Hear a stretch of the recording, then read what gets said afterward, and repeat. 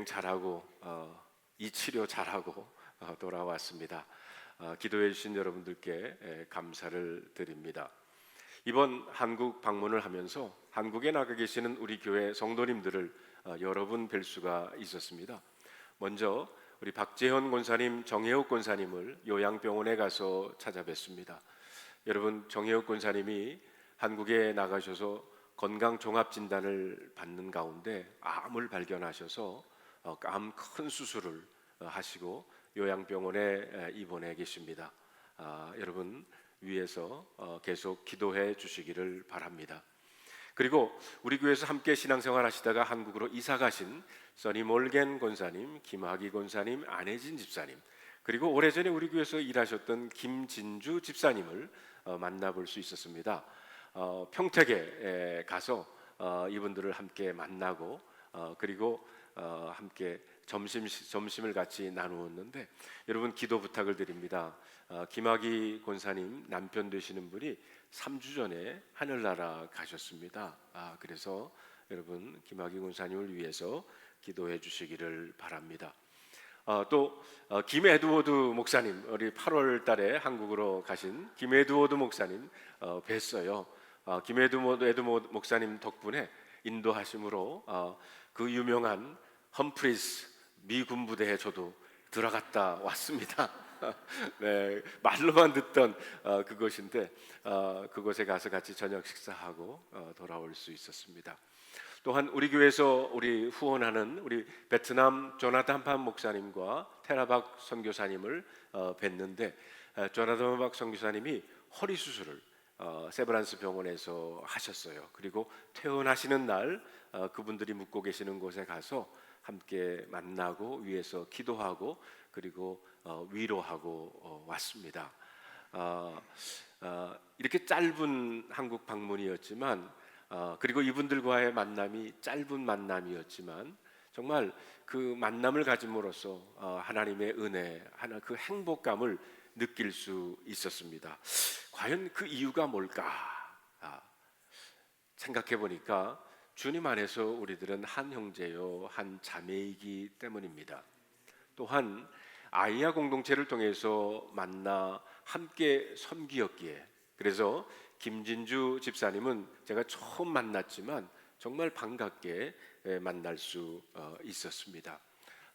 다시 말해서 우리들은 하나님 안에서 한 식구라는 겁니다. 즉 우리들은 하나님의 언약의 백성이기 때문입니다. 오늘 본문에서 우리들은 하나의 약속을 보게 됩니다. 이 약속을 가리켜 우리는 신의 산 언약이라고 부릅니다. 여러분 1절로 2절에 있는 말씀을 다시 한번 볼까요? 이스라엘 자손이 애굽 땅을 떠난 지 3개월이 되던 날 그들이 시내 광야에 이르리냐, 그들이 르비딤을 떠나 시내 광야에 이르러 그 광야에서 장막을 치되 이스라엘이 거기 산 앞에 장막을 쳤다고 했습니다.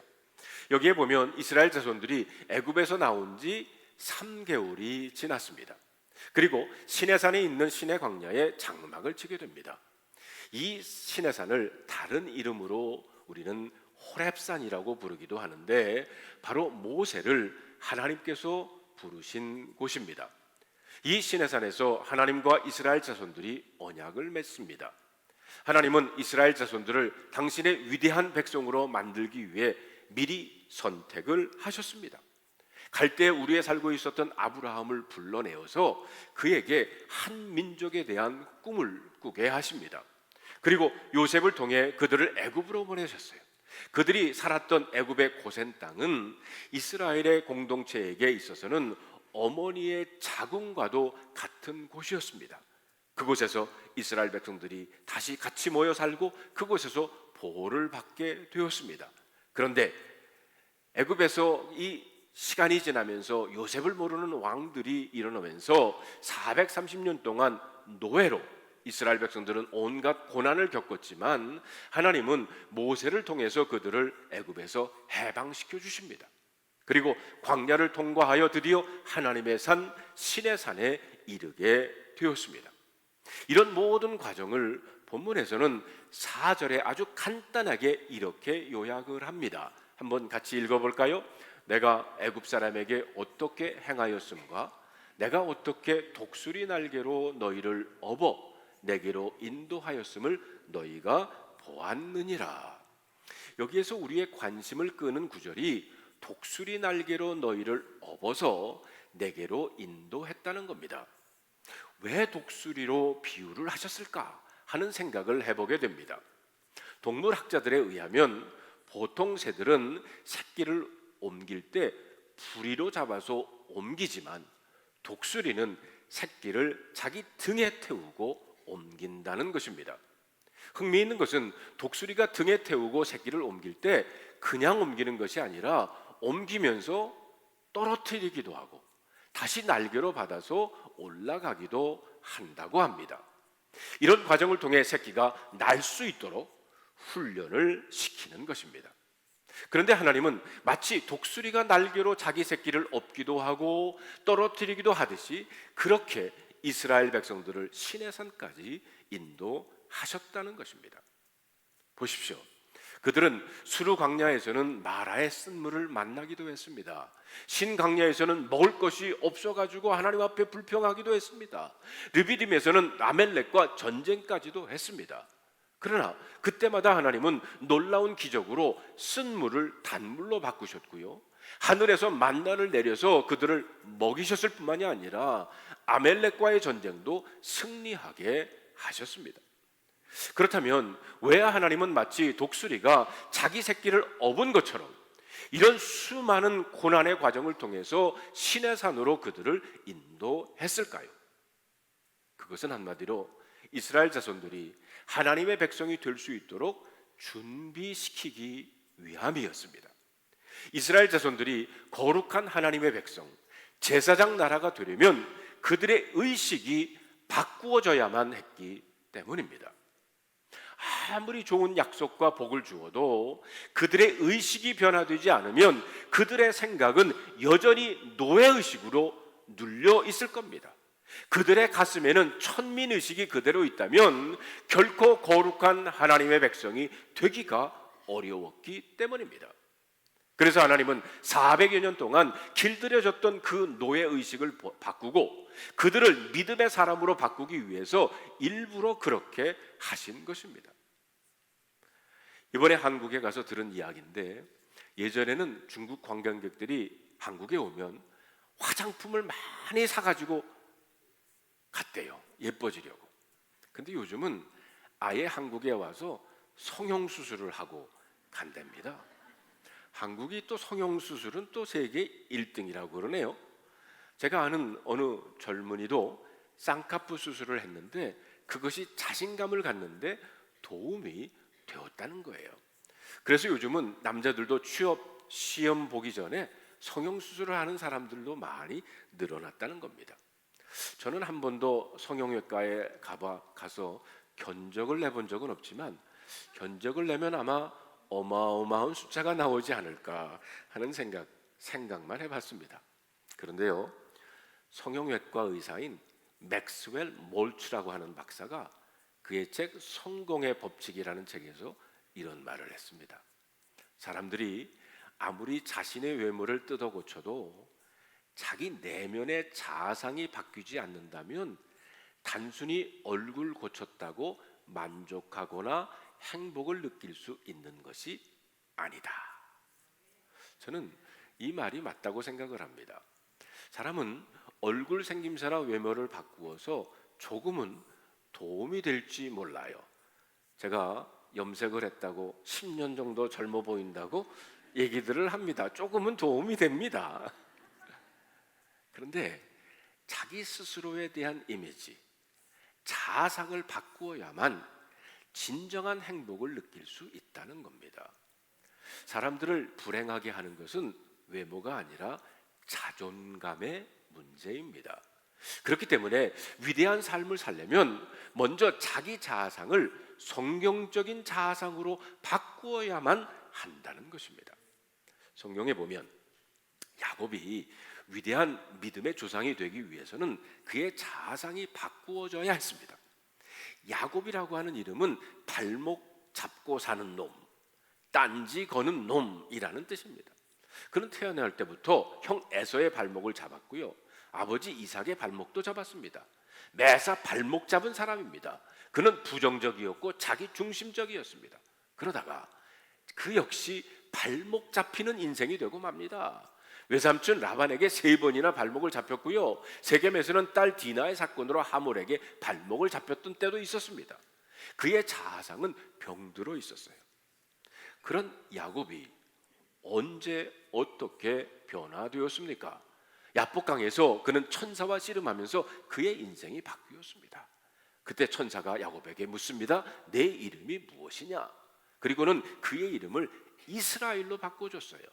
여러분, 이스라엘이란 하나님과 겨루어 이겼다라는 뜻을 가지고 있습니다.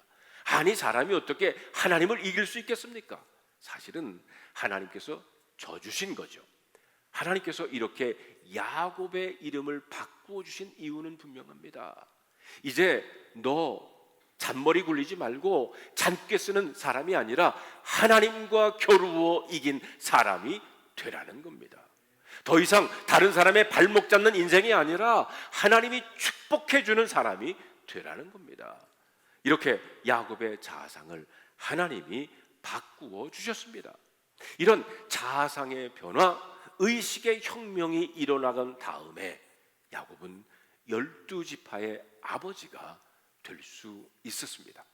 자, 그렇다면 하나님은 이스라엘 자손들에게 어떻게 자아상을 갖게 했습니까? 하나님의 언약 백성이 된 여러분과 저, 우리의 자아상은 어떤 것이어야 되겠습니까? 여러분, 5절과 6절에 있는 말씀 다시 한번 읽어볼까요?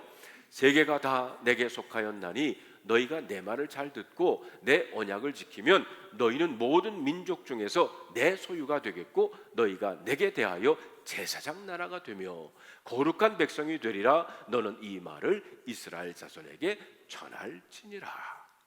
여기에서 하나님이 이스라엘 자손들에게 약속하신 것이 크게 3가지가 있습니다. 첫째는 내 소유가 된다. 둘째는 제사장 나라가 된다. 셋째는 거룩한 백성이 되라는 겁니다. 저는 이 말씀을 보면서 베드로전서 2장 9절의 말씀이 생각이 났습니다. 하나님이 오늘 이 시대를 살아가는 우리 그리스도인들을 향해서 주시는 말씀이기도 합니다. 보면은 그러나 너희는 택하신 족속이요 왕 같은 제사장들이요 거룩한 나라요 그의 소유된 백성이니 이는 너희를 어두운 데서 불러내어서 그의 기이한 빛에 들어가게 하신 이의 아름다운 덕을 선포하게 하려 하심이라. 여기에 보면 주님은 우리를 택하신 족속, 왕 같은 제사장, 거룩한 나라, 그의 소유된 백성이라고 말씀하고 있습니다. 하나님께서 이스라엘 자손들을 애굽에서 불러내어서 하나님의 백성으로 삼으신 것처럼 저와 여러분을 죄와 죽음에서 불러내어서 하나님의 백성으로 만든 줄로 믿습니다. 그런 의미에서 오늘 본문인 출애굽기 19장 5절과 6절의 말씀은 바로 신약에 나오는 베드로전서 2장 9절에 있는 말씀과 연결이 되는 것. 그렇기 때문에 첫째로 하나님 언약 백성은 무엇보다도 먼저 하나님의 소유라는 것입니다. 온 세계 모든 민족이 다 하나님의 것이지만 그 중에서도 특별히 이스라엘 자손들을 하나님의 소유로 삼겠다는 것이었습니다. 여기 소유에 해당하는 히브리어를 세굴라라고 하는데 이것은 평범한 소유물을 말하는 것이 아니라 특별한 소유물, 아주 귀중한 소유물 또는 매우 값진 소유물을 가리키는 겁니다. 하나님은 지금 이스라엘 자손들에게 너는 나에게 있어서 보배와 같은 존재다 이렇게 말씀하고 있는 것입니다. 여러분, 집에 많은 물건들이 있지만 그 중에 보배와 같은 것이 있습니다. 그 귀중한 보배는 가장 안전한 곳에 보관을 합니다. 도둑에 맞으면 안 되기 때문에 비밀한 곳에 숨기기도 합니다. 하나님은 그렇게 이스라엘 자손들을 귀하게 여기겠다는 것입니다. 그런데 여러분, 우리가 알다시피 원래 이스라엘 자손들은 애굽에서 뭐라고 불렀냐면 히브리인이라고 불렀어요. 어떤 구약학자는 히브리인이라고 하는 단어가 종족을 가리키는 단어라기보다는 일종의 사회 계급을 가리키는 말이라고 합니다. 그분에 의하면 당시 고대 근동 지역에 살았던 노예나 천민을 지칭하는 말이 합비루였었어요. 그런데 이 말이 바로 히브리인의 어원이라는 거예요. 만약 이 말이 사실이라면 이스라엘 자손들은 애굽에서 노예였고 천민 계층에 있었다는 겁니다. 말하자면 그들은 정말 볼품없는 사람들이었습니다. 세상 그 누구로부터 소중히 여김받는 자들이 아니라는 겁니다. 그런데 이 시내산에서 하나님은 이스라엘 자손들과 언약을 맺고 천덕구력의 백성들을 하나님의 보배와 같은 백성으로 바꾸어 나가셨습니다.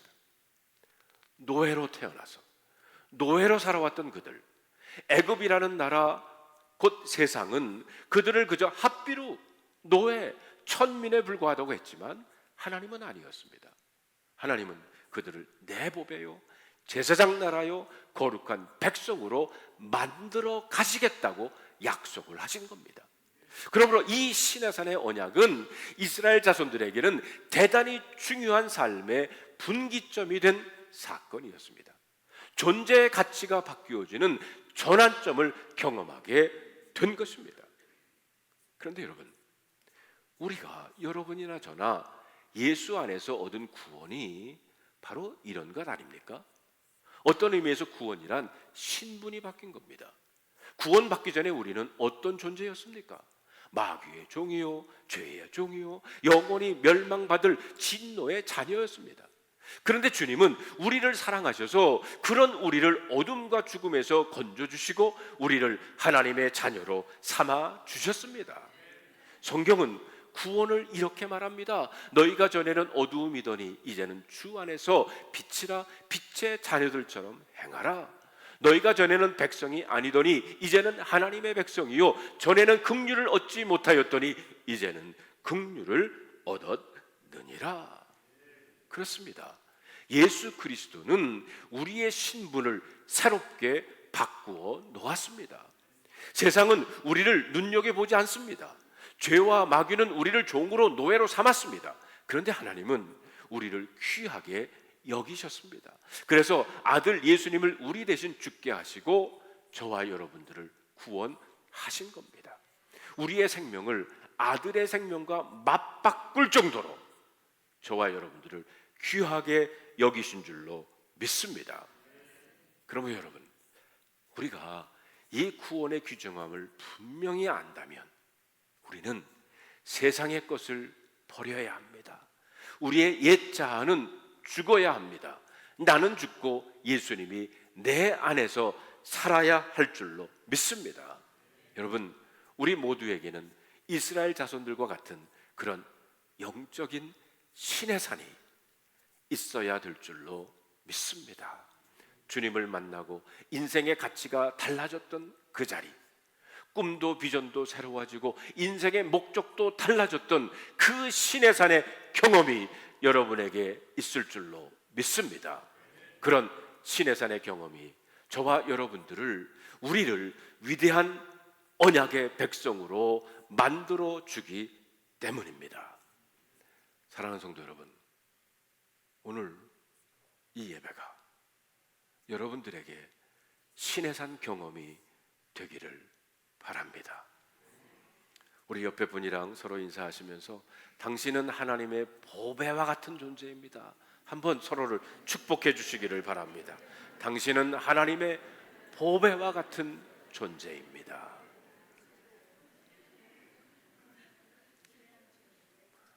그러니까 함부로 하면 안 돼요.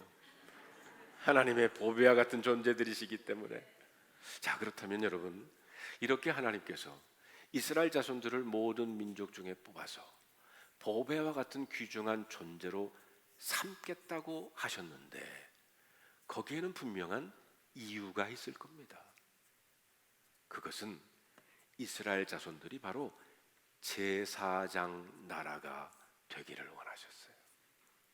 둘째, 하나님 언약 백성의 자상은 제사장 나라라는 거예요. 여러분, 구약 시대에 이스라엘의 영적 지도자는 크게 두 그룹으로 나눕니다. 한 그룹은 예언자, 선지자 그룹이 있고요. 또 한 그룹은 제사장 그룹입니다. 예언자 선지자는 하나님의 말씀을 선포하고 백성들의 죄를 지적하고 회개를 촉구하는 것이 그들의 사명이었어요. 반면에 제사장은 중보의 역할을 합니다. 백성의 죄를 끌어안고 하나님 앞에 나가서 백성의 죄를 용서해 달라고 중보하는 자들입니다. 그런데 하나님은 이스라엘 자손들에게 너희들 예언자 나라가 되라 이렇게 말씀하지 않았어요. 너희는 제사장 나라가 되라 이렇게 말씀을 하십니다. 우리는 당시 영적 지도자였던 모세에게서 이런 제사장의 자세를 배울 수가 있어요. 우리가 오늘 본문을 조금 더 읽어 나가보면 모세가 하나님의 계명을 받기 위해서 시내산에 올라간 사이에 그 40일을 기다리지 못해가지고 이스라엘 백성들이 금송아지를 만들어가지고 우상을 숭배합니다. 하나님은 그런 이스라엘 자손들에게 분노하셔가지고 그들을 심판하려고 하셨어요. 아예 싹 쓸어버리겠다고 하셨습니다. 이때 하나님을 가로막고 선 사람이 있었어요. 누구였습니까? 모세였습니다. 모세는 이스라엘 자손들의 죄를 자신이 끌어안고 하나님 앞에 나가서 기도합니다. 슬픕니다. 이 백성이 자기를 위하여 금신을 만들었는데 큰 죄를 범했습니다. 그러면서 모세는 자기의 모든 것을 걸고 이렇게 계속해서 기도합니다. 그러나 이제 그들의 죄를 용서해 주십시오. 그렇지 아니하면 원하건대 주께서 기록하신 책에서 내 이름을 지워버려 주십시오. 모세는 모든 책임을 자기가 떠맡고 애통해하면서 하나님께 기도했어요. 이것이 바로 제사장의 중보 기도자의 마음입니다. 비난하고 비판하는 것은 누구나 할 수 있어요. 그러나 중보하는 일, 제사장의 역할은 하나님께서 우리 그리스도인들에게 맡겨주신 사명인 줄로 믿습니다. 우리는 제사장으로 부름을 받았어요. 그렇기 때문에 우리 민족과 우리 사회와 이웃 교회와 교단의 아픔을 끌어안고 기도할 수 있어야 합니다. 그래야 역사의 흐름을 바꿀 수 있기 때문입니다. 우리 시대의 아픔을 가슴에 끌어안고 눈물로 중보해야 한다는 겁니다. 하나님, 이 나라를 긍휼히 여겨 주시옵소서. 하나님, 이 사회의 부패와 타락을 용서하여 주시옵소서. 하나님, 우리 교단이 말씀 위에 세워지는 교회가 되게 하여 주시옵소서. 그런데 역사를 보면 이스라엘 자손들이 이 제사장의 역할을 제대로 감당하지를 못했어요. 그들의 역사가 삐뚤어지게 된 것은 내 소유가 되게 하리라 이 말씀만 좋다고 생각을 하고 제사장 나라가 되라 이 말씀은 아예 잊어버린 거예요. 이스라엘을 병들게 한 것은 잘못된 선민 사상, 우리는 하나님의 소유라는 것에만 집착을 한 겁니다. 이 잘못된 선민 사상, 하나님이 우리만 사랑한다는 이 이기적인 생각이 그들의 믿음을 병들게 했다는 겁니다. 혹시 현대교회가 병든 이유도 마찬가지는 아닙니까? 많은 성도들은 기복신앙에 빠져 있어요. 나만 잘 살면 된다는 겁니다. 잘못된 선민 사상에 빠져 있습니다. 그러나 여러분, 이것은 진정한 그리스도인의 모습이 아니에요. 그리스도인은 세상의 제사장이 되어야 합니다. 나라를 위해서 기도하고 남에게 손을 내밀 수 있는 것은 하나님의 백성의 당연한 자세라는 거예요. 저는 우리 교회와 성도들이 지역을 섬기고 나라와 민족을 위해서 그리고 이웃 교회와 교단을 위해 기도를 쉬지 않게 되기를 바랍니다. 또한 하나님은 이스라엘 자손들이 거룩한 백성이 되기를 원하셨어요. 그래서 셋째로 하나님 언약 백성은 거룩한 백성이라는 겁니다. 말하자면 이스라엘이 제사장 나라가 되기 위해서 무엇보다 거룩해야 된다는 거예요. 거룩하지 않으면 하나님 앞에 쓰임 받을 수 없기 때문입니다.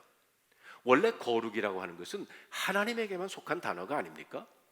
인간은 근본적으로 거룩할 수 없는 존재입니다. 그런데 하나님은 이스라엘 자손들을 거룩한 백성으로 삼겠다고 약속을 하셨어요. 그것은 거룩한 하나님의 성품을 배우라는 겁니다. 또한 세상과 다르고 세상과 구별되라는 거예요. 영국의 청교도들은요, 예수 그리스도 안에서 위대한 인생을 살기를 원했습니다. 믿음을 지키기를 원했어요. 그래서 신앙의 자유를 위해서 1620년 9월 16일 영국 플리머스 항을 출발해가지고 그해 12월 20일을 매사추세츠주의 연안에 도착을 합니다. 그리고 그곳 이름을 그들이 떠나온 그 항구 이름을 따서 플리머스라고 했어요. 여러분, 그들이 제일 먼저 한 것은요, 교회를 세웠습니다. 그리고 학교를 세웠고요, 그 다음에 자신들의 집을 지었습니다. 그들은 무엇보다도 거룩한 백성으로 살겠다고 결심을 했고 어려운 고생도 마다하지 않았어요. 그리고 이 거룩함에 대한 열망으로 오늘의 미국이 이루어진 줄로 믿습니다. 그런데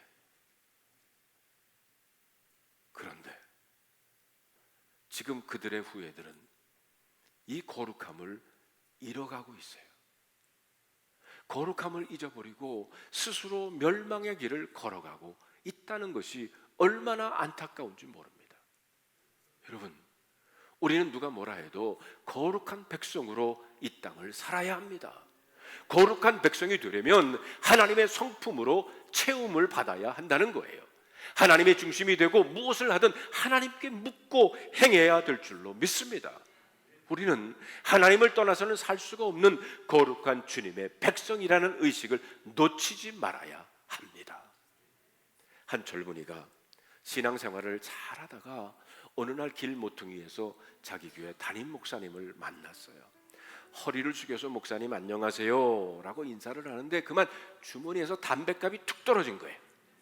그 순간 두 사람이 모두 어색했답니다. 목사님도 한참이나 담뱃갑을 쳐다보고 이 청년도 담뱃갑을 줄 엄두도 내지 못하고 쳐다보다가 얼른 주워서 도망을 갔어요.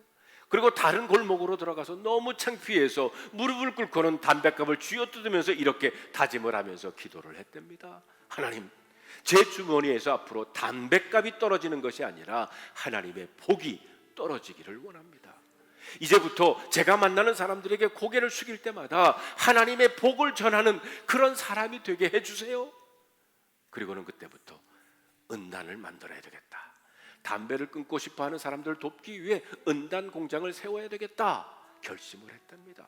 그래서 은단 공장을 세웠어요. 그리고 이번에는 기도하는 중에 모든 사람들의 건강하게 만들기 위해서는 몸에 좋은 약품을 만들어야 되겠다는 마음을 하나님께서 주셔서 비타민C를 개발해서 비타민C를 만들기를 시작했답니다. 이분이 바로 고려은단의 조규철 회장님이십니다.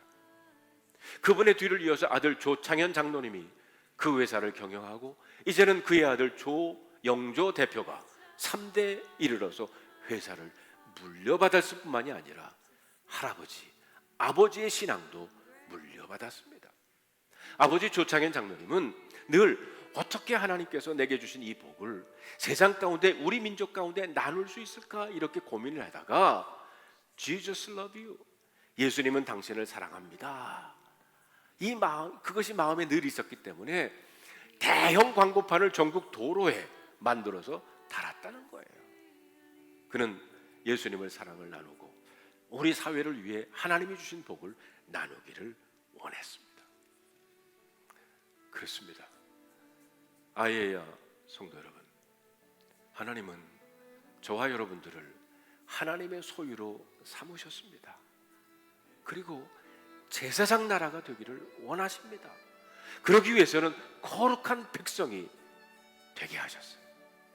우리를 통해 이 땅에 하나님의 사랑이 전해지고 우리로 하여금 이 땅을 가슴에 품고 기도하기를 원하십니다. 세상의 중보자, 거룩한 하나님의 백성이 되시기를 주님의 이름으로 축원합니다. 여러분, 오늘 말씀을 여러분 마음속에 간직해 보면서 다음 세 가지 질문에 한번 여러분 스스로가 한번 답해 보시기를 바랍니다. 하나님의 언약 백성된 여러분의 신의 산은 어디인가요? 둘째로, 우리 교회가 제사장 나라로 해야 할 일은 무엇일까요? 셋째로, 여러분은 하나님의 거룩한 백성을 유지하기 위해 무엇을 해야 하십니까?